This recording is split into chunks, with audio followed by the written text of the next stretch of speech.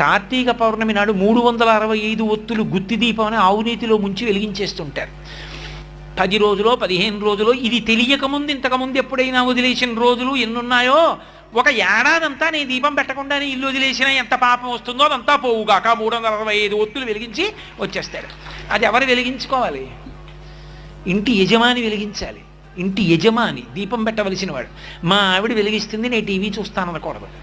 యజమాని పంచె కట్టుకుని వెళ్ళి దేవాలయంలో దీపం పెట్టాలి. యజమాని ఇంట్లో దీపం పెట్టి సమస్త భూతములకు ఉపకారం చెప్పాలి.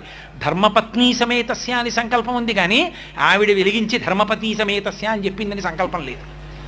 కార్తీక పౌర్ణమి నాడు 365 ఒత్తులు గుత్తి దీపం అని ఆవునీతిలో ముంచి వెలిగించేస్తుంటారు. 10 రోజులో 15 రోజులో ఇది తెలియకముందు ఇంతకుముందు ఎప్పుడైనా వదిలేసిన రోజులు ఎన్నున్నాయో, ఒక ఏడాదంతా నీ దీపం పెట్టకుండానే ఇల్లు వదిలేసినా ఎంత పాపం వస్తుందో అదంతా పోవుగాక 365 ఒత్తులు వెలిగించి